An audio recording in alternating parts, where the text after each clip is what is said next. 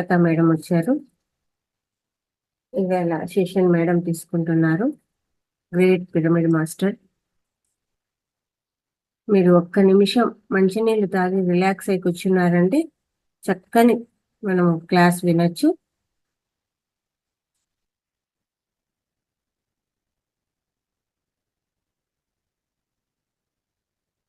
నమస్తే మేడం, స్వాగతం ఈ సెషన్ కు.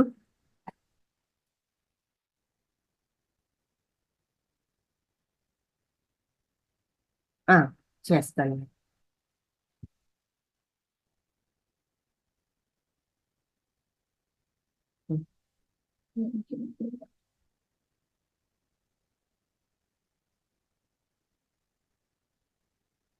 ఓకే. నమస్తే మేడం. నమస్తే అమ్మా. వినిపిస్తుందా? వినిపిస్తుందండి. ఒకసారి మీ గురించి అందరికీ పరిచయం చేసుకుంటే చక్కగా మనం క్లాస్ లోకి వెళ్దాము. అందరికి నమస్కారం అండి. నా పేరు స్వర్ణలత. మాది ఆంధ్రప్రదేశ్, కృష్ణా జిల్లా, ఉయ్యూరు. 1997 ఆ ప్రాంతాల్లో ధ్యానానికి వచ్చాను. పెద్ద ఆధ్యాత్మిక ఆసక్తులు, నేనెవరో తెలుసుకోవాలి అటువంటివి ఏమీ నాకు లేవు.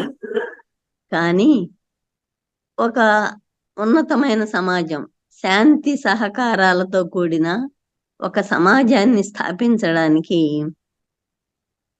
ఏదైనా ఒక మార్గం కోసం నేను వెతికాను.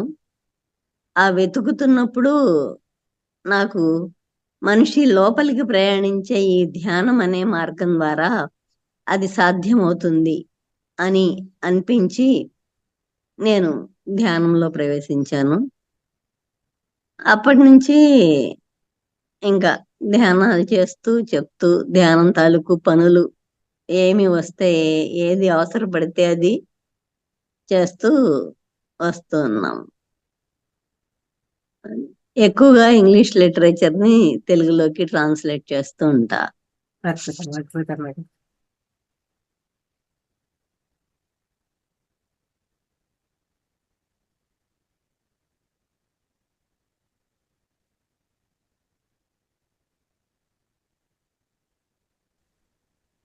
ఈరోజు యశోధరే అనే టాపిక్ మేడం.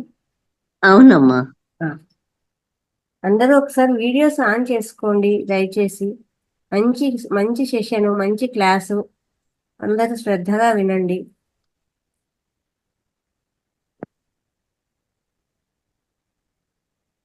క్లాస్ తీసుకోండి. ఈవేళ మనందరము ఫేసెస్ మూమెంట్ అనేది బుద్ధునితో లింకప్ అయి ఉందని మనకు తెలుసు. కానీ ఆ బుద్ధుని అర్ధాంగి అయిన యశోధర ప్రయాణం గురించి కానీ, ఆమె తాలూకు ఆత్మ తత్వం గురించి గాని, వాట్ ఈజ్ అన్నది గాని మనకి ఎక్కువ తెలీదు. ఈ రోజు మనం ఆ విషయాన్ని కొంత తెలుసుకునే ప్రయత్నం చేద్దాం. మనందరికీ తెలుసు బుద్ధుని జాతకం ప్రకారము అయితే అతను గొప్ప సామ్రాట్ అన్న అవుతాడు, లేకపోతే సర్వసంగ పరిత్యాగి అయిన గొప్ప మానవ జాతికి వెలుగు చూపించే గొప్ప ఋషి అయినా అవుతాడు అని చిన్నప్పుడు జ్యోతిష్కులు చెప్పిన దాని ప్రకారము శుద్ధోదనుడు ఆయనకి ఏ కష్టము, ఇబ్బంది, బాధ అటువంటివి ఏమీ తెలియకుండా పెంచుతూ వచ్చి అపురూప సౌందర్యవతి అయిన యశోధరనిచ్చి పెళ్లి చేస్తాడు. వారు ఎంతో అన్యోన్యంగా జీవితం గడుపుతూ ఉంటారు. గడుపుతూ ఉండగా ఒకరోజు చెన్నునితో పాటు బుద్ధుడు రథం మీద వెళ్తూ ఉండగా వృద్ధత్వాన్ని, మరణాన్ని చూసి ఇదంతా అసలు ఇట్లా సంభవిస్తోంది కదా అని అప్పుడు సత్యాన్వేషణకి బయలుదేరటము. అప్పటికే రాహులుడు పుట్టి ఉన్నాడు. ఆ చిన్న రాహుల్ని వదిలేసి తను వెళ్ళిపోవడం భార్యని, అదంతా మనకి తెలిసిన కథే. తర్వాత ఎప్పటికో మళ్ళీ వస్తాడు రాజ్యానికి. అదంతా బుద్ధుడి గురించి తెలిసిన కథలో మనకి యశోధర గురించి తెలిసింది ఆమె అత్యంత సౌందర్యవతి. ఒక చిన్న పిల్లవాడు ఉండగా భర్త ఆమెను వదిలేసి ఎక్కడికో వెళ్ళాడు అని. కానీ అది దాటిన తర్వాత మనకి యశోధర గురించి తెలుసుకోవాల్సి వస్తే అసలు ఎంత అద్భుతం అనేది ఉంటుంది అన్నది తెలుస్తుంది. మనకు యశోధరాయణం అనే పుస్తకం ప్రకారం ఏం తెలిసిందంటే, ఆ ఎప్పుడైతే బుద్ధుడు వెళ్ళిపోతాడో సరే, ఆమె కొన్ని రోజులు చాలా నిస్పృహకి గురవుతుంది. ఆ పిల్లవాడిని పెంచుతూ ఉంటుంది బాధ్యతగా, దాన్ని మనమేం కాదనడం లేదు. దా చాలా నిస్పృహకి గురైనప్పుడు నెమ్మదిగా అప్పుడు మరి మహామాయాదేవి మరణించడం వల్ల ప్రజాపతి గౌతముని పెళ్లి చేసుకున్నాడు కదా శుద్ధోదన మహారాజు. ఆ ప్రజాపతి గౌతమి బౌద్ధ సంఘాల గురించి తెలుసుకుంటూ వా వాటిని ఆచరిస్తూ ఉండేదన్నమాట. ఆమె నెమ్మదిగా యశోధరని ఈ స్త్రీల సంఘాల్లో ప్రవేశపెట్టి రాజభవనంలోని స్త్రీలందరితోనూ చక్కగా కలిసిమెలిసి ఉండేటట్టు చేయడం ద్వారా అప్పుడు ఏం జరిగిందంటే, ఆమెకి నా ఒక్క జీవితంలోనే విషాదం అనేది లేదు, విషాదం అనేది అందరి దగ్గర ఉంది, అందరి నుంచి అసలు అది అత్యంత సహజమైన విషయమే అని అనుకుంటూ తన విచారాన్ని నెమ్మదిగా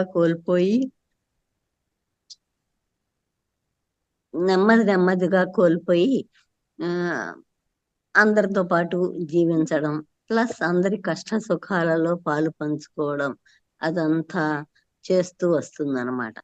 చేసి తర్వాత అప్పుడు మనకి కొంతకాలానికి బుద్ధుడు మళ్ళీ యాత్రకు వస్తూ అదే నగరానికి రావడము,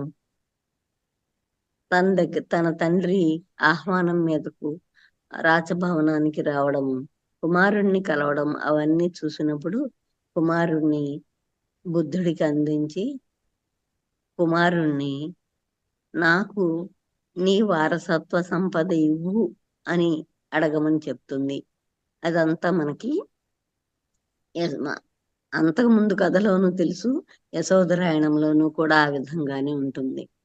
అదంతా దాటితే ఇప్పుడు మనకి యశోధరాయణాన్ని దాటి ఇంకొక పుస్తకం ఏమంటే, లక్ష్మీదేవి స్వయంగా తానే, అంటే విష్ణుమూర్తి దశావతారాలు కదా, విష్ణుమూర్తి ఆ దశావతారాలలో ఆమె మళ్ళీ తాను విష్ణుమూర్తి బుద్ధుడిగాను యశోధరగాను తిరిగి జన్మ తీసుకున్నామని, తాము జన్మించే నాటికే సహస్రార స్థితిలో ఉంటూ ఉన్నత తలాలలో కలుసుకోగలిగిన శక్తి సామర్థ్యాలతో భూమిపైన అందరితో సమాజంలో కలిసి ఉండడం వల్ల నేర్చుకోవాల్సిన అతి చిన్న విషయాలు ఏమన్నా ఉంటే అది పూర్తి చేసుకోవడానికి మాత్రమే వచ్చామని, తమ లోపల ఏకత్వం అనేది ఉంది అన్న విషయం తనకి ముందే తెలుసని చెప్తూ వస్తూ ఉంటుందన్నమాట. దాని ప్రకారం వీళ్ళు మళ్ళీ కలుసుకోవడం ఇన్ ద సెన్స్, ఈ జన్మలో బుద్ధుడుగాను యశోధరగాను వచ్చినప్పుడు ఏం జరిగిందో మనకి మళ్ళీ యశోధర చెప్తూ వస్తుంది. ఏమని చెప్తుందంటే, ఆనాటి సాంఘిక ఆచారాల ప్రకారము ఆ రాజ కుటుంబాలలో బుద్ధుడికి నాకు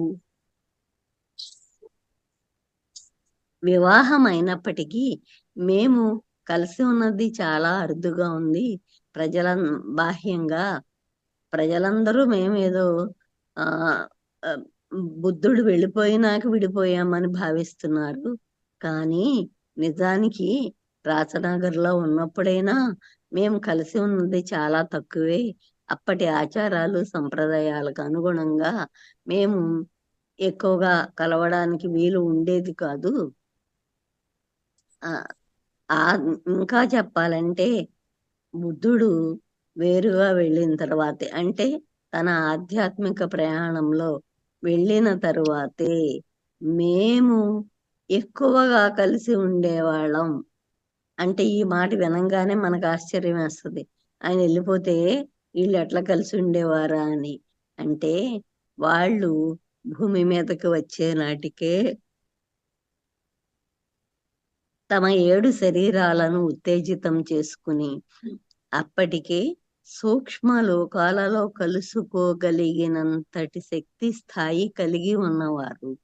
అందువల్ల బాహ్యంగా వారి శరీరాలు చాలా దూరంగా ఎక్కడెక్కడో ఉన్నప్పటికీ వారు తమ సూక్ష్మ శరీరాలలో కలుసుకుని తమ తాలూకు అనుభూతుల్ని అంటే జ్ఞానానుభూతుల్ని కలబోసుకుంటూ పరస్పరం ఎదుగుతూ ఉండేవారు అన్నమాట. అట్లా చెప్తూ ఆవిడ ఇంకేం చెప్తుందంటే, ఎప్పుడైతే ఆ విధంగా బుద్ధుడు వెళ్ళిపోయాడో అది మా ముందస్తు ప్రణాళికలోనే ఉందని, మేము ఇక్కడికి వచ్చేటప్పుడే ఆ ఒప్పందం చేసుకుని వచ్చామని నాకు తెలుసు, ఆయనకి తెలుసు. కాబట్టి మేమిద్దరము ఆ విషయానికి ఏనాడు విచారానికి గురి కాలేదు. కానీ ప్రజలకి వాళ్ళు జనసామాన్య అర్థంలో తీసుకుంటూ అది మా వియోగం అట్లా భావించారు తప్పితే మా ఏకత్వం ఏ రోజు విడిపోలేదు.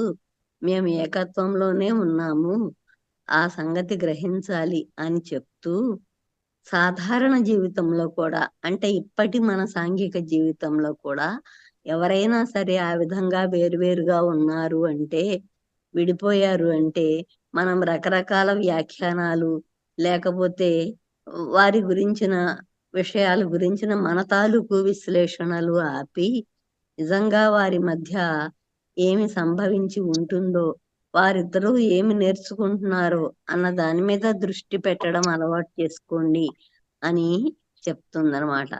చెప్తూ మరి అటువంటప్పుడు మరి ప్రజలందరూ మిమ్మల్ని మీరేమో సాధారణ గృహిణిలాగానే ఆ పిల్లవాడిని పెంచుకుంటూ అట్లా ఉన్నారు, ఆ గృహానికి కట్టుబడిపోయి ఉన్నారు అని చెప్తున్నారు అంటే ఆమె చెప్తుంది, ఆయన బయటకు వెళ్ళి తనను తాను తెలుసుకుని అందరికీ చెప్పాలి అన్న లక్ష్యంతో వస్తే, అందరూ తనను తాను తెలుసుకునే ప్రయాణం చేయాలి అన్న ఎరుక పొందాలి అని గుర్తు చేయడానికి వస్తే, నేను ఉన్న చోటే స్థిరంగా ఉంటూ దానిని సాధించి ఎవరైనా సరే మనం బయటికి వెళ్ళడం వల్ల లేకపోతే అనేక చోట్లకి వెళ్ళడం వల్ల విషయాలను ఏమీ సాధించలేము.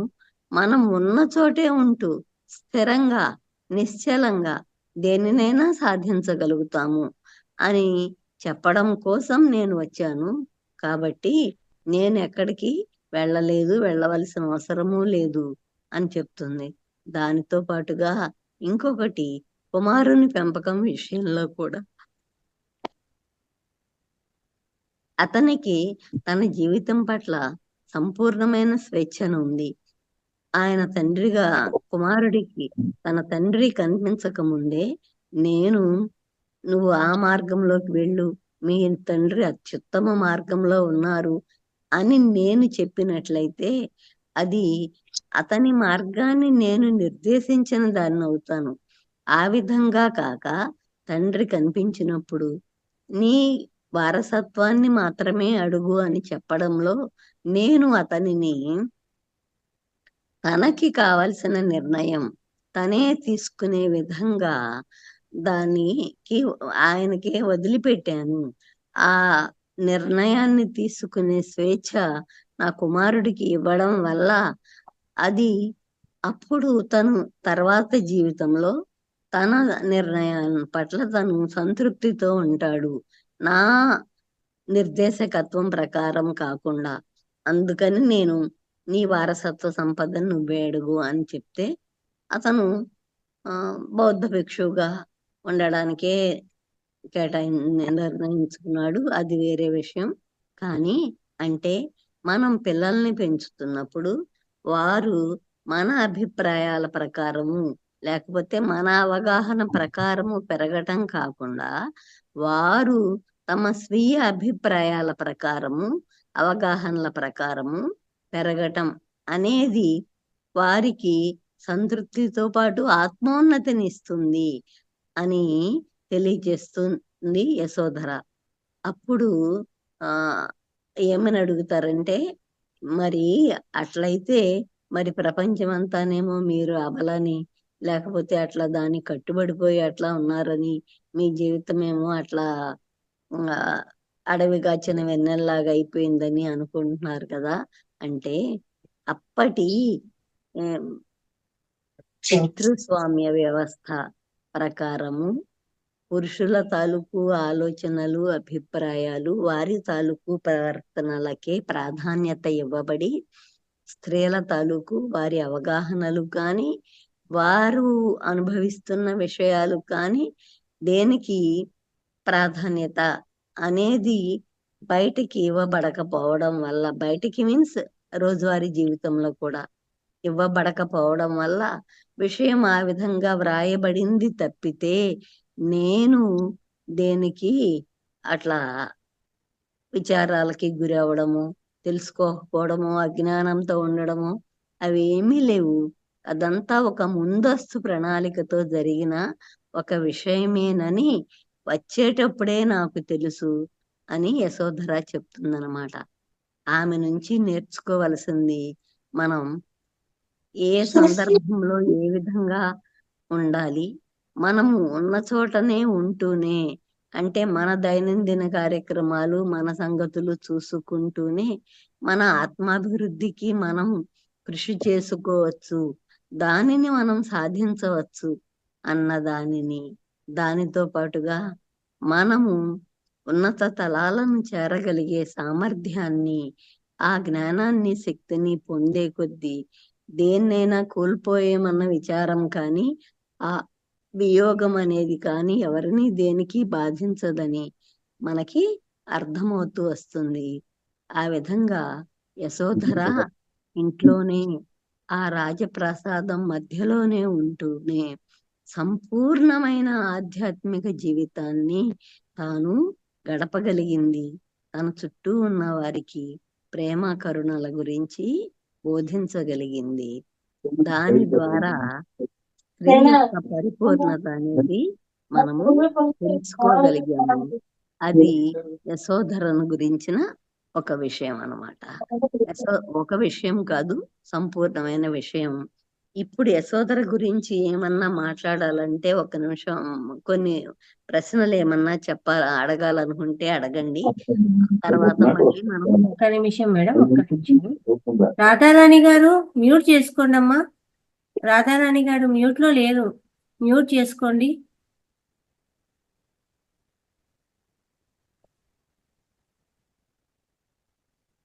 వీడియో ఆన్ చేశారు, మ్యూట్ చేసుకోలేరు. చెప్పండి. ఇది యశోధర గురించిన విషయం. ఈ విషయం గురించి ఇంకా ఏమైనా మాట్లాడదామంటే ముందు మాట్లాడి తర్వాత మనం బుద్ధుడి గురించిన విషయాలు మాట్లాడుకుందాం. ఏమైనా అద్భుతం మేడం, చాలా అద్భుతంగా ఉంది క్లాసు. నిజంగా చెప్పాలంటే ఎప్పుడో చిన్నప్పుడు పుస్తకాలు బుద్ధుల వారి గురించి మనం చదువుకుంటామేమో, కానీ ఆయన వరకు ఉంటుందేమో కానీ ఆయన భార్య పేరు కానీ వాళ్ళ పిల్లల పేరు కానీ మాకైతే బుర్రలో లేదు మేడం. నేను యశోధర అంటే టాపిక్ గురించి అని చెప్పినప్పుడు నేను ఇలా కృష్ణుని గురించి యశోద అలా అనుకున్నానేమో కానీ నిజంగా చెప్తున్నాను, ఈవిడ గౌతమ బుద్ధుల వారి భార్య అని కానీ ఆవిడ ఆవిడ జీవితం బుద్ధుల వారి ఏదో చరిత్ర అంటే మనకు తెలుస్తోంది. గౌతమ బుద్ధుల గురించి ఆయన ఇట్లా సన్యాసి అయిపోతాడు కానీ లేదా రాజు అవుతాడని కానీ తెలుసు.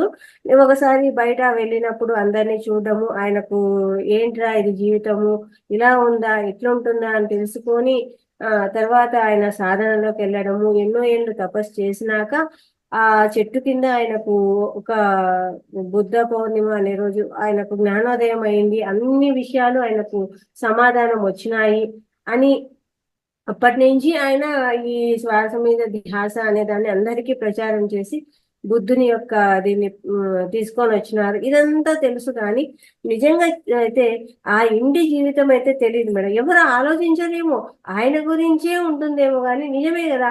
ఆయన వెళ్ళిపోయినాక ఆ రాజ్యం పరిస్థితి ఏమి, వాళ్ళ భార్య పరిస్థితి ఏమి, ఇంటి వాళ్ళ పరిస్థితి ఏమి అనేది నిజంగా తెలియదు మేడం. చాలా అంటే చాలా గొప్ప విషయాన్ని తెలియజేసినారు మాకు. అందరికీ తెలిసేమో, నా వరకు అయితే నాకు తెలియదు మేడం. ఎంత గొప్ప విషయమో. ఆ ఈ నిజంగా ఆలోచించాలి కదా మేడం. వాళ్ళు వెళ్ళిపోయారు, తర్వాత పరిస్థితి ఏంటి అందరూ అనుకుంటారు కదా. ఆ నిజమే. ఆయన అయితే వెళ్ళిపోయాడు, వీళ్ళ పరిస్థితి ఏంటి, కానీ వాళ్ళు ఆ, జన్మ తెచ్చుకోవడమే ఇద్దరు కలిసి తెచ్చుకున్నారు, అంత జ్ఞానంతో ఉన్నారు. ముందే వాళ్ళు మాట్లాడుకున్నారు. వాళ్ళు శరీరంగా కాకుండా ఆ, ఈ ఆధ్యాత్మికంగానే వాళ్ళు దగ్గరగా ఉన్నారు అన్న గొప్ప విషయము చాలా చక్కగా వివరించారు. వాళ్ళ కొడుకు గురించి అయితే గాని రాజ్యంలో, అంటే అది ఎక్కడి నుంచి ఆవిడకు కూడా ఈ ధ్యానం అనేది వచ్చింది. ఆవిడ కూడా ఈ మార్గాన్ని అందరికీ తెలియజేసినారని కానీ, వాళ్ళ కొడుకు కూడా అదే మార్గంలోకి వచ్చినారు. ఎంత గొప్ప విషయాలు చెప్పారు మేడం. నిజంగా చాలా చాలా ధన్యవాదాలు మీకు. అమ్మ, డౌట్స్ ఉంటే అడగండి. చక్కని విషయాలు తెలియజేశారు మేడము. ఇంకా మనం తెలుసుకోవచ్చు మేడం, నువ్వు ఇలా మనకు తెలియని విషయాల గురించి అడిగి ఇంకా సమాచారాన్ని చక్కగా మనం మేడం దగ్గర నుంచి తెలుసుకోవచ్చు. డౌట్స్ అడగండి అమ్మా. Hello madam. నమస్తే. హలో, నా పేరు కృష్ణరాజు అండి. సార్, నేను బుద్ధుని గురించి చాలా విన్నాను, చాలా చదివాను కూడా, ఎన్నో బుక్స్ చదివాను. అయితే ఇలా యశోధర బుద్ధుడు కలిసి ఎన్నో జన్మలు తీసుకున్నారు.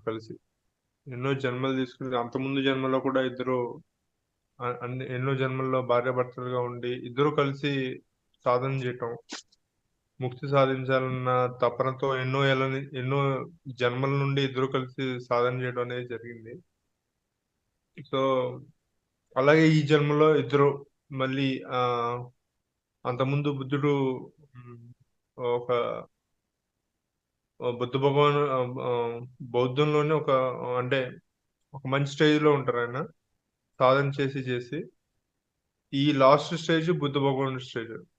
ఇప్పుడు కూడా అలాగే ఆమె కూడా ఎంతో మెచ్యూరిటీ లెవెల్ తో జన్మ తీసుకుంటుంది. ఇద్దరు కూడా మళ్ళీ కలిసి భార్యాభర్తలుగా జీవనం సాగిస్తారు, మళ్ళీ ముక్తి కోసం ప్రయత్నిస్తారు అనేది నేను చదివాను. సో దాని గురించి ఏమైనా చెప్తారా మీరు? అవునండి. మరి మనకి ఒకసారి మన హిందూ సాహిత్యంలో మన దాని ప్రకారం భగవంతుడు దశావతారాలు అనుకున్నాం కదా. ఆ దశావతారాల్లో బుద్ధుడిది కూడా ఒక అవతారం కదా. ఆ 9వ అవతారానికి వచ్చినప్పుడు ఉత్తరావతారానికి వచ్చినప్పుడు, అవతారం అంటే ఆ జన్మగా తీసుకున్నారు విష్ణుమూర్తి, లక్ష్మీదేవి. అట్లా వచ్చినప్పుడు ఆ జన్మ పరంపరలో మొదలే వారు దైవ స్థితిలో ఉన్నారు. ఆ జన్మ పరంపరలో వారు పొందిన ఆ జ్ఞానాన్ని అంతటిని ప్రజలందరికీ అందచేయడం కోసం బుద్ధుడు ఆయన అంతఃపురాన్ని వదిలి వెళ్ళాడు.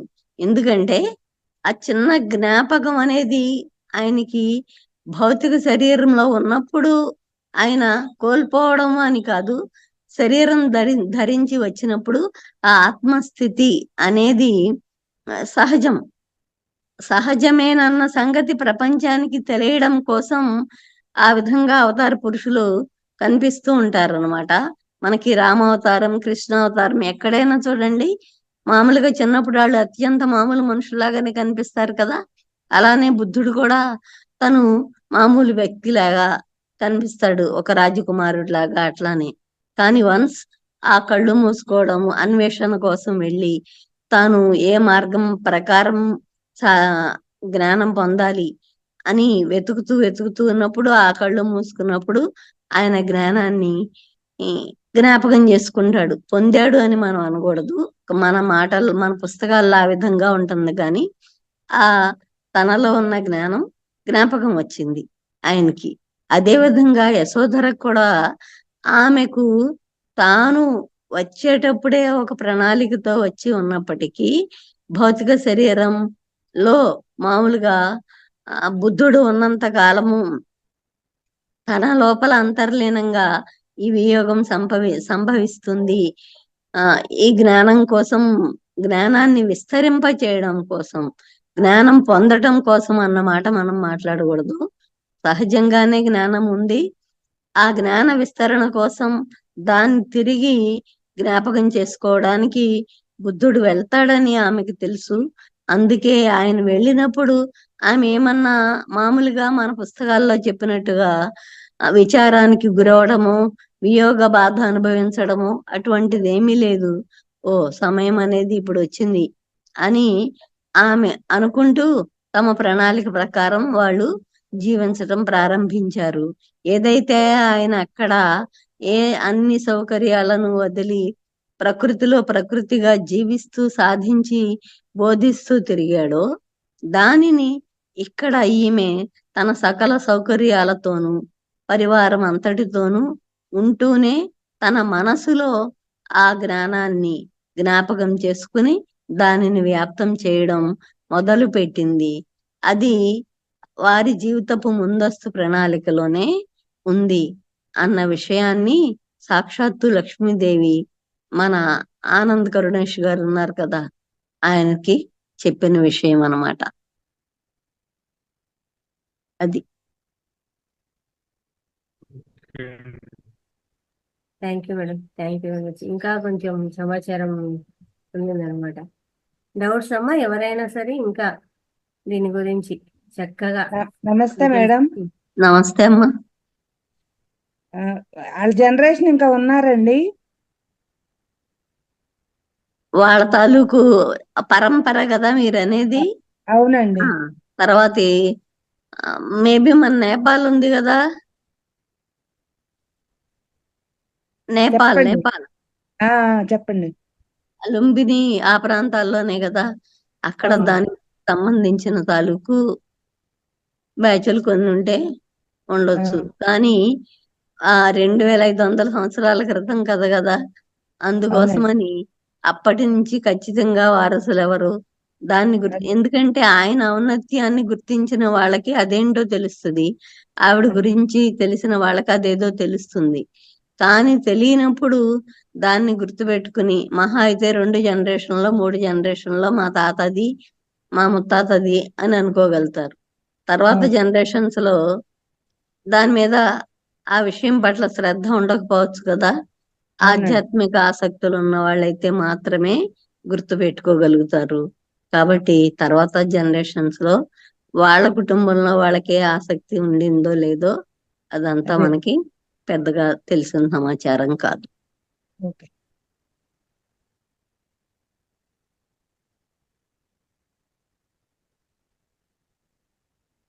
ఇప్పుడు మనకైనా మనం చూస్తున్నాము, మన మన మూమెంట్ లోనే కొంతమంది సీనియర్ జాన్లు ఉంటారు, పెద్దవాళ్ళు. వాళ్ళు అయిపోయి వెళ్ళిపోయిన తర్వాత వాళ్ళ పిల్లలకి ఆసక్తులు ఉన్నాళ్ళు లేని వాళ్ళు అందరినీ మనం చూస్తున్నాం కదా. అంతే, అదైనా అంతే.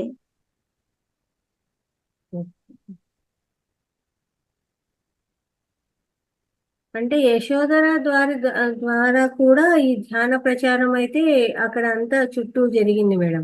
అవును, ఆ పరివారంలో ఉన్న స్త్రీలు అందరూ స్త్రీలు కూడా ఒకళ్ళే కాదు, పరివారంలో పురుషులు స్త్రీలు అందరూ ఉంటారు కదా. రాజగృహంలో ఎంతో మంది, పెద్ద రాజ్యం కదా. ఆ పెద్ద రాజ్యానికి ఆ రాజగృహంలో ఎంతో మంది పరిచారకులు వాళ్ళందరూ ఉంటారు కదా, సేవకులు. వాళ్ళందరితోనూ ఆమె చక్కగా కూర్చుని వారికి ఇదంతా బోధిస్తూనే ఉండేది, వారితో కలిసిమెలిసి ఉండేది. సాంఘిక జీవనం అనేది మనం ఏ విధంగా అందరితో కలిసి ఉండాలి ఇన్స్పైట్ ఆఫ్ అవర్ హోదా అన్నది ఆమె ఆచరించి చూపించింది.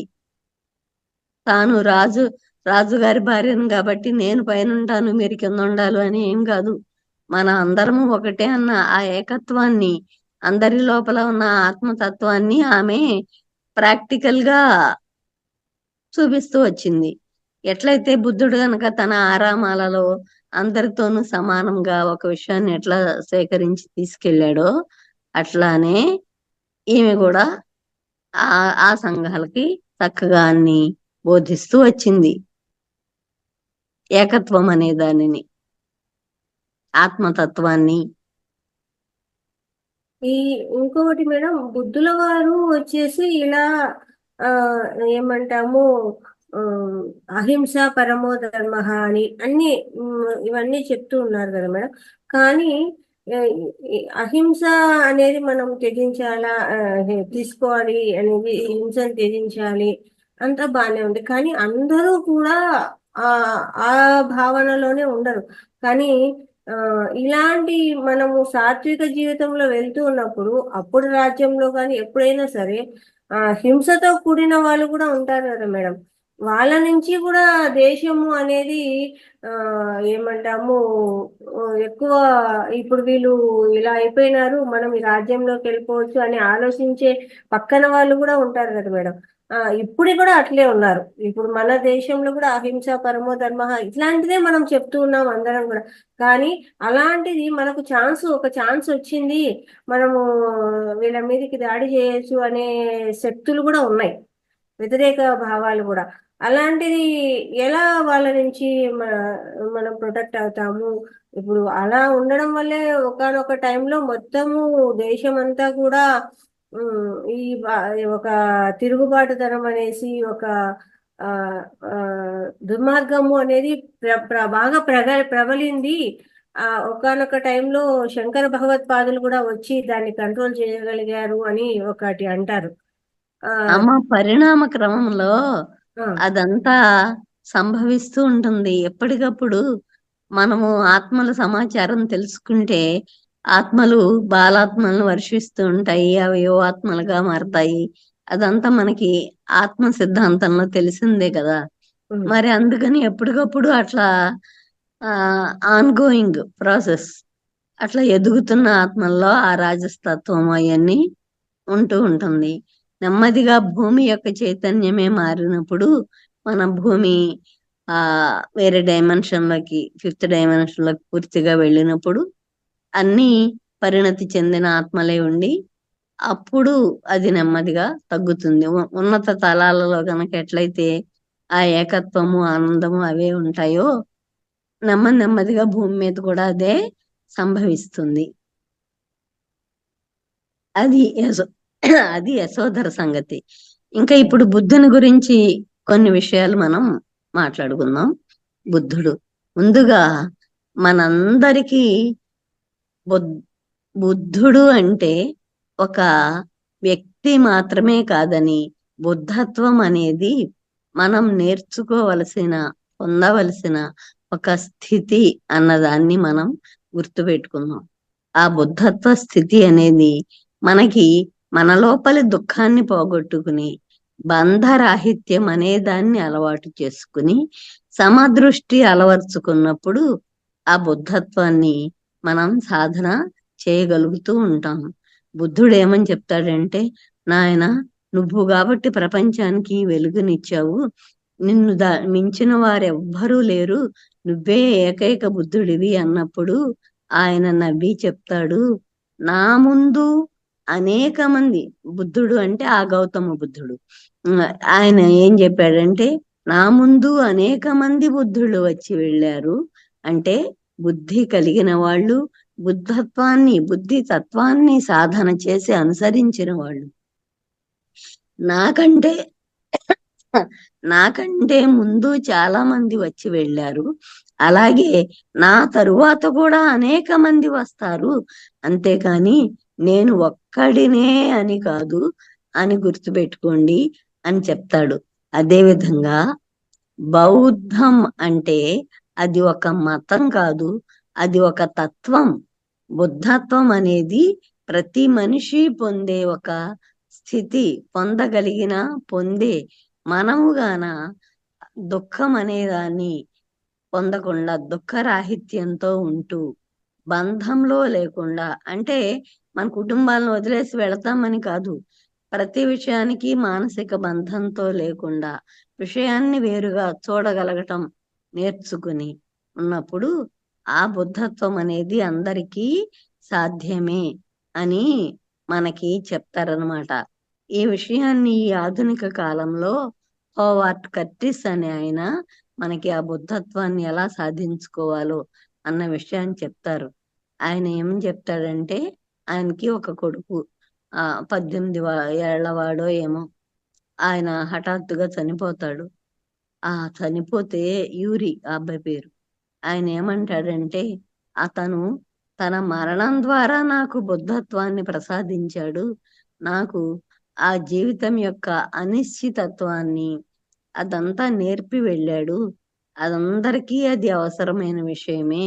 ఆ దుఃఖం నుంచి బయటపడడం, దుఃఖరాహిత్యంతో జీవించడం అనేది ఎలాగా, అందరితో కలిసి ఉండేది ఎట్లా, అన్నిటిలోనూ ఒక భాగంగానే మనం ఉన్నామని తెలుసుకొని విశ్వంతో పాటు మన ప్రయాణం ఎట్లా, అవన్నీ నాకు నేర్పాడు అని హోవర్డ్ కర్టిస్ చెప్తారనమాట. దాని పేరు హౌ టు బికమ్ బుద్ధ అని హోవర్డ్ కర్టిస్ బుక్ అనమాట. అది తెలుగులో బుద్ధత్వ సాధన అని ఉంటుంది. దాంట్లో ఆయన తెలియజేస్తారనమాట, ఆ బంధరాహిత్యంతో మనం జీవించేది ఎట్లా అని. అది బుద్ధుని సంగతి అయితే, బుద్ధుని గురించి మనం చెప్పుకునేటప్పుడు కొన్ని విషయాలు చెప్పుకుందాం. ఒక ఆయన, ఈయన రోజు గుంపుల్ని వెంటేసుకుని తిరుగుతూ ఉంటాడు, ఆరామాల్లో ఉంటారు. ఎప్పుడు ఏం చెబుతా ఉంటాడు, ఏం చేస్తా ఉంటారు అని అడుగుతాడంట. అని అడిగినప్పుడు, ఏమి చేయమయ్యా, మేము తినడాన్ని, పడుకోవడాన్ని, మాట్లాడడాన్ని, దాన్ని సాధన చేస్తూ ఉంటాం అన్నాడంట. ఏమన్నా పిచ్చా వెర్రా మీకు, అందరం తినేవాళ్ళమే, అందరం మాట్లాడేవాళ్ళమే, అందరం నడిచేవాళ్ళమే, దాన్ని సాధన చేసేదేంటి అని అడిగితే, ఆ పనులు అప్రయత్నంగా చేయడం వేరు, అప్రయత్నంగా కాకుండా ఆ తినడం అనే దానిని, నడక అనే దానిని, మాట్లాడడం అనే దానిని మనం సాధన చేస్తే, ఎరుకతో ఉంటే, మన లోపలికి వెళుతున్నది మనల్ని ఏ విధంగా ప్రభావితం చేస్తుంది మనకి తెలుస్తుంది తినేటప్పుడు. అదే విధంగా మనం మాట్లాడేటప్పుడు మన నుంచి వెలువడే ఒక మాట ఇతరుల మీద ఏ విధంగా ప్రభావం చూపుతుంది అన్నది తెలియజేస్తుంది. దాంతో పాటుగా నడక అనేది, మనం నడుస్తున్న నడక మీద, దాని మీద మన దృష్టి ఉన్నట్లయితే, మన ఎరుక ఉన్నట్లయితే, మనం ఏ విధంగా ఉన్నామో మనకి తెలుస్తుంది. అప్పుడు మన మీద మనకి ఆధిపత్యం అనేది వహిస్తుంది. ప్రపంచాధిపత్యం కంటే కూడా మన మీద మనం ఆధిపత్యం పొందటమే అత్యంత గొప్ప విషయం అని చెప్తా ఉంటే, ఓహో, వీళ్ళేదో పని పాట లేకుండా తిని తిరుగుతున్నారు అనుకున్నాం. కానీ దీని లోపల, అంటే ఆ ఏమీ చెయ్యనట్టు కనిపించే దాని లోపల ఇంతటి అత్యద్భుతమైన విషయం దాగి ఉందా అని ఆ పండితులు అనుకునేవాళ్ళు అన్నారట. అదొకటైతే, ఇంకొకటి, మనకి ఒక కథ విన్నాం, అనాథ పిండకుడు అని. అంటే చాలా సంవత్సరాల పాటు ఒక వ్యక్తికి ఎవరు లేరు, లేకపోతే అందరూ తలా ఒక ముద్ద వేస్తే తిని పెరిగి పెద్దవాడవుతూ ఉంటాడు. అట్లా పెద్దవాడవుతూ ఉంటే ఒకసారి కాదు, ప్రతిరోజు తానే అడుక్కొచ్చి తింటా ఉంటే ఒక ఎలుక ఏం చేస్తుంది, రోజు వాడే ఆహారం నుంచి కొంత తింటా ఉంటుంది. అప్పుడు అతను అడుగుతాడు, నేనే అడుక్కొచ్చి తింటున్నా కదా, నువ్వెందుకు రోజు నా ఆహారాన్ని ఇట్లా తింటున్నావు అంటే, ఆ విషయం తెలుసుకోవాలంటే బుద్ధుడి దగ్గరికి వెళ్ళి తెలుసుకో, నన్ను కాదు అని చెప్తుందా ఎలుక. ఆయన ఆశ్చర్యపోయి, ఈ ఈ ఎలుకకే ఇంత విషయం తెలిసిందే, ఎవరో ఆ బుద్ధ భగవానుడు అనుకుని బయలుదేరి వెళ్తూ ఉన్నప్పుడు, నేను ఇట్లా బుద్ధ భగవానుడి దగ్గరికి వెళ్తున్నాను సమస్య పరిష్కారం కోసం అన్నప్పుడు, దారిలో వాళ్ళు కూడా అతనికి 1-2-3 సమస్యలు చెప్తారనమాట. చెప్తూ ఉంటే నెమ్మదిగా బుద్ధుడిని చేరతాడు. చేరి వాళ్ళ సమస్యలు, మా అమ్మాయి ఎందుకు మాట్లాడటం లేదు అన్నది ఒకళ్ళ సమస్య, ఇంకొకళ్ళ సమస్య ఏమో ఈ నీరు అనే దాని పట్ల నాకెందుకు ఆసక్తి లేదు. అట్లాంటి అడుగుతూ వెళ్తా ఉంటే బుద్ధుడిని అడగగానే చెప్తాడు, ఆమె తాను కోరుకున్న లక్షణాలు గల వ్యక్తి లభించిన వెంటనే మాట్లాడుతుంది వాళ్ళ అమ్మాయి అని వాళ్ళ సమస్య. అంటే ఈయనకి ఎందుకు ఇచ్చాడంటే అతను వెళ్ళగానే బుద్ధుడిని వాళ్ళ సమస్యలు అడుగుతాడే తప్పితే నేనెందుకు ఇట్లా అనాథగా పుట్టాను, నా సంగతి ఏంటి, నా సమస్య తీర్చు అనలా. అందుకోసమని బుద్ధుడు ముందు ఆ సమస్యలు ఎట్లా తీరుతాయి అని చెప్పాడు అనమాట. చెప్పిన తర్వాత ఎప్పుడైతే బుద్ధుడు ఆ విషయాలు చెప్పాడో అసలు బుద్ధుడిని చూస్తూనే ఇతని హృదయం నిండిపోతుంది. తానేదో లేనివాడినని, తనకెవ్వరు లేరని, తా నేను ఇట్లా ఎందుకు పుట్టానన్న ఆన్సర్ తెలుసుకోవాలని అవన్నీ మర్చిపోతాడు. వాళ్ళ ప్రశ్నలు మాత్రమే అడిగినప్పుడు వాళ్ళు చెప్తారనమాట. అటువంటి వాడిని చూసినప్పుడు వస్తుంది. మరి ఆ నీరు గురించి, ఆహారం గురించి అడిగిన ఆయనకి ఎప్పుడైతే ఒక విషయం పట్ల సంతృప్తి ఏర్పడుతుందో అప్పుడు ఇంకా ఇంకా సంపాదించాలి అన్న కోరిక పోతుంది అన్నది చెప్తాడనమాట. ఒక ఆయన నాకెందుకు ఇంకా ఎంత ఉన్నా ఇంకా కావాలని కోరిక నాకెందుకు ఉంది అని. అతను నడుస్తూ నడుస్తూ వెళ్ళి మామూలుగా తిరిగి వెనక్కి వెళ్తూ ఇట్లా నీ లోపల ఆ కోరిక ఒక రోజుకి పోతుందంట, నీ సంతృప్తి అనేది ఏర్పడే సమయం వస్తుంది, వచ్చినప్పుడు పోతుంది అనగానే నువ్వు ఈ సమాధానం చెప్పగానే నాకు సంతృప్తి వచ్చింది, కాబట్టి ఈ భోగభాగ్యాలు వీటన్నిటిని నేనేదో పోగేసుకోవాలని ఇక నేను అనుకోవట్లేదు. ఇవన్నీ నాకు ఈ సమాచారం తెచ్చావు, నిన్ను చూసిన నువ్వు ఈ సమాధానం చెప్పినప్పుడు వచ్చినాయి కాబట్టి నువ్వు తీసేసుకోమని సంపాదనిస్తాడు. సరే, అక్కడ దాకా వెళ్ళిన తర్వాత తన కూతురు మాట్లాడట్లేదని చెప్పిన వాళ్ళు ఉన్నారు కదా, ఆ రాజు దగ్గరికి వెళ్ళి ఇదిగో ఆమెకు నచ్చిన ఒక విషయం జరిగినప్పుడు ఆమె మాట్లాడుతుందట, అప్పుడు నచ్చిన ఒక వ్యక్తి లభించినప్పుడు అని ఇతను చెప్తూ ఉండగానే ఆమె ఆ వ్యక్తి నువ్వే అంటుంది. అట్లా అతనికి ఆ సామ్రాజ్యము, ఆ భార్య, అంతకు ముందేమో ఇతని నుంచి ఆస్తి సంభవించినాయి కదా, అట్లా తన జీవితం మారుతుంది. అంత మారినప్పటికీ ఇక్కడ గుర్తుపెట్టుకోవాల్సిన విషయము, వాడి పేరే అనాథ పిండకుడు. అంటే అనాథగా బతికి పిండం అంటే అన్నం ముద్ద, తల ఒక చోట తల ఒక ముద్ద పెడితే తిని బతికిన వాడు కదా. అయినప్పటికీ అతను గొప్ప బుద్ధ శిష్యుడయి బుద్ధుని శిష్యుల్లో అత్యంత గొప్పవాడుగా ఉంటూ బౌద్ధ ధర్మాన్ని వ్యాప్తి చేస్తూ ఉండే ప్రముఖ స్థానంలో ఉండేవాడు అనమాట. అట్లా అతనికి అంత ప్రాధాన్యత ఎందువల్ల వచ్చిందంటే తాను అంతటి స్థితిలో ఉన్నప్పుడు కూడా అక్కడికి వెళ్తున్నప్పుడు తన గురించి గాక మిగిలిన వారి గురించి ఆలోచించి వారి సంగతి కనుక్కొని వచ్చాడు కదా. తను నిజంగా అంతటి సమస్యలో ఉన్నప్పటికీ కూడా. అంటే మనము ఏ వర్తమాన మానవ సమాజంలో జీవిస్తున్నామో మనకి ఎటువంటి పరిస్థితి ఉండని, ఏ స్థితి ఉండని, దానిని దాటి దానిని పక్కన పెట్టుకుంటూ మనము మానవ సమాజం కోసం పాటుపడాలి అన్నది అదే ప్రధానమైన విషయము, మన వ్యక్తిత్వం ప్రధానమైనది కాదు అని చెప్పడానికి అది ఒక గొప్ప ఉదాహరణ అన్నమాట.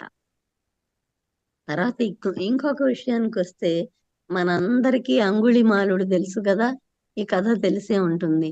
అంగుళిమాలుడు అంటే ఆయన ఒక దొంగ దోపిడీదారు. ఎవరిని కనిపిస్తే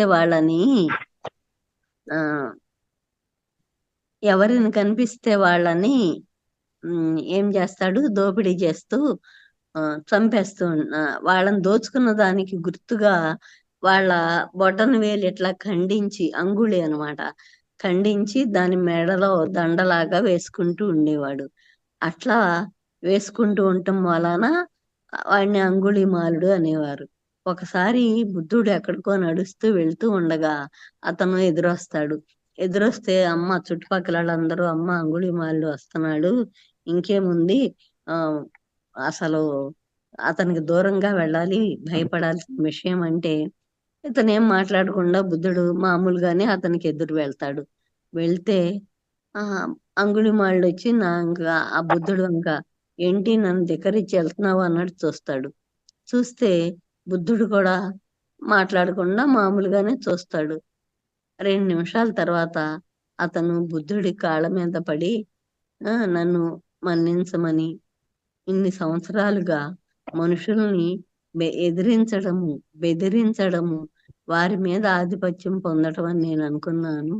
కానీ నువ్వు ఒక్క మాట కూడా మాట్లాడకుండా, ఏమీ అనకుండా నా మీద ఆధిపత్యాన్ని పొందావు అని చెప్తాడనమాట. చెప్పి అప్పటి నుంచి బుద్ధుడి వెనకాల వెళ్తూ ఆయన సంఘం ముఖ్య సభ్యుడిగా ఉంటాడు. ఎప్పుడైతే అంగుళీమాలుడు మామూలుగా బుద్ధ సంఘంలోకి వస్తాడో అప్పుడు సామాన్య ప్రజానీకానికి ఏం అర్థమవుతుందంటే అంతటి నిర్లక్ష్యం, ప్రజల పట్ల అంత నిర్లక్ష్యం ఉండి దోచుకుంటున్న ఆ అంగుళీమాలుడే ఇంత సాధారణ రాత్రి వర్షం పడిందమ్మా. ఇంత మీరు చేసుకోండి సార్. సాధారణ వ్యక్తిగా మారి ఆ విధంగా జీవిస్తున్నప్పుడు మనం ఏ విధంగా ఉండాలి అన్న ఆలోచన ప్రజలకి వస్తుందన్నమాట. ఆ విధంగా అంగుళీమాలుడు బౌద్ధ సంఘాన్ని ప్రభావితం చేస్తాడు. ప్రజలందరికీ బౌద్ధం పట్ల, బౌద్ధం అనగానే మళ్ళీ మనం మతం అనుకోవద్దు, ఆ బుద్ధి కలిగిన తత్వం పట్ల ఆసక్తిని కలగజేస్తాడు. అది అంగుళీమాలని కథ. ఇవన్నీ ఒక్కొక్కటి మనం వింటున్నప్పుడు అప్పుడు కూడా ఇప్పుడున్నట్లే భిన్నమైన వ్యక్తిత్వాలు, ఆలోచనలు, పద్ధతులు గల వ్యక్తులు ఉండేవారని, వారందరినీ మనకి బుద్ధుడు నెమ్మదిగా విషయాన్ని తెలియచేస్తూ, వివరిస్తూ, అవగాహన కల్పిస్తూ సాధారణ వ్యక్తులుగా మలిచాడని మనకి అర్థమవుతూ వస్తుందన్నమాట. అది మనం దాన్ని దాటి ఇంకా బుద్ధుడిని గురించిన మిగిలిన అనేక విషయాలు మనకు తెలుసు. ఇంకొక ముఖ్యమైన విషయం ఏమంటే బుద్ధుడు మనకి కేవలము ధ్యానం మాత్రమే నేర్పలేదు. ప్రపంచానికి తెలిసిన మొట్టమొదటి మనోవైజ్ఞానికవేత్త బుద్ధుడు. అంటే మనసు లోపలి ఉన్న విషయాలను మనం ఏ విధంగా సరిచేసుకోవాలి అని తెలియచేసిన వాడు బుద్ధుడు అన్నమాట. ఆయన మనం ఏ విషయంలో కూరుకొని పోయి ఉన్నామో దానిని నుంచి నెమ్మదిగా బయటకు లాగి విషయాలని అవగతం చేయగలిగేవాడు. ఉదాహరణకి మనం ఒక కథ వినే ఉన్నాం. ఒక గొప్ప భక్తుడు ఉండి ఏదైనా సరే దేవుడే చేశాడు, ఏదైనా సరే దేవుడే చేశాడు అని చెప్తా ఉంటే ఆయనకి దేవుడే లేడని చెప్పటము. ఒక నాస్తికుడు ఉండి అసలు దేవుడి వల్ల ఏమి కాదు, ఏదైనా నేనే చేస్తాను అంటే దైవం ఉన్నాడని చెప్పడము జరిగినప్పుడు అదంతా విన్న శిష్యులు ఈయన అడుగుతారు, ఏంటి ఆయనకేమో దేవుడు లేడని చెప్పారు, ఈయనకేమో దేవుడు ఉండాడని చెప్పారు, ఇట్లా పరస్పర విరుద్ధ అభిప్రాయాలు చెబుతున్నారేంటి మీరు అని వీళ్ళు అడిగితే ఆయన ఆ విషయంలో కూరుకొని పోయి ఉన్నాడు కాబట్టి దాని నుంచి బయటకు తీసుకురావాలి. ఈయన నేనులో కూరుకొని పోయి ఉన్నాడు కాబట్టి నేను నుంచి బయటకు తీసుకురావాలి. ఆ సమత్వం అనేది ఏర్పరచడం కోసం నేను ఆ విధంగా చెప్పాను అని చెప్తాడు. ఈ కథ మనందరికీ తెలిసిందే. అంతేగాని అతను 2 రకాలుగా మాట్లాడాడని కాదు దాని అర్థం. ఈ విధంగా ఆ మనోవైజ్ఞానికతను ఆయన ఆ పదాలు ఉపయోగించలేదేమో కానీ ఆ దాని వెనకాల ఉన్న ఆ శాస్త్రీయతను ఉపయోగించి ప్రజలందరినీ ఉన్నతమైన అవగాహన వైపు మరల్చాడు. అందుకే ఇన్ని వందల సంవత్సరాల తర్వాత కూడా మళ్ళీ అది తన తాలూకు జీవశక్తిని కొనసాగిస్తూనే అనేక దేశాల్లో కొనసాగుతూ ఉంది. అది బౌద్ధుని సంగతి, బుద్ధుని సంగతి. అద్భుతం అద్భుతం. చాలా చాలా గొప్ప విషయాలు మాకు తెలియజేశారు. అయితే మేడం ఇప్పుడు మీరు చెప్పినట్టు బుద్ధుల వారు ఎలా మనందరికి తెలిసినో ఈ యశోధరా దేవి గారు ఎందుకు తెలియలేదు మేడం మనకు అంత? అది ఇప్పుడు రెండు సమాజాలు చదువుకుని ఉంటారు మీరు. మనకి 8th స్టాండర్డ్ సోషల్ టెక్స్ట్ లో ఉంటుంది మాతృస్వామ్య యుగం, పితృస్వామ్య యుగం అని. మాతృస్వామ్య యుగంలో స్త్రీల తాలూకు వాళ్ళ ఆలోచనలు, అభిప్రాయాలు అవన్నీ. భారీగా ఎరిగేసి సార్ రియల్మీ గారు ఎవరు మ్యూట్ చేసుకోండి. లేదు సార్ రియల్మీ గారు ఎవరండి పడలేదు మీరు? మ్యూట్ చేసుకోండి. ఓనర్ వచ్చి బయట వాళ్ళు రామ బయట మరి చెప్తే ఆమె నేను చేస్తే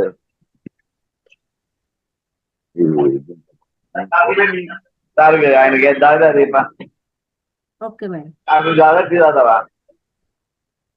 మ్యూట్ అంటే అదేనా మీరు మ్యూట్ చేయండి మేడం. లలిత మేడం మీరు మ్యూట్ చేయండి. చేసేయండి. ఆ మాతృస్వామ్య యుగం, పితృస్వామ్య యుగం అని. అంటే ఇంగ్లీష్ లో మ్యాట్రియార్కల్ సొసైటీ, ప్యాట్రియార్కల్ సొసైటీ అని. మాతృస్వామ్య యుగాలలో స్త్రీల తాలూకు ఆలోచనలు, అభిప్రాయాలు ఉన్నతంగా ఉండి, ఉన్నతం అంటే అవి చెల్లుబాటులో ఉండి వాళ్ళ చేయి పై చేయిగా ఉంటుంది. పితృస్వామ్య యుగాలలో పురుషాధిక్యత అనేది ఉంటుంది. అప్పటిది సమాజం పురుషాధిక్య సమాజం కాబట్టి గౌతముడు ఎలివేట్ చేయబడ్డాడు, ఆమె పైకి రాలేదు. ఆ సమాజాన్ని బట్టి, అప్పటికున్న సమయాన్ని బట్టి. అందుకని అందువల్లే మనకు అది తెలియలేకుండా పోయింది ఆ సమాచారం. చాలా చాలా ధన్యవాదాలు.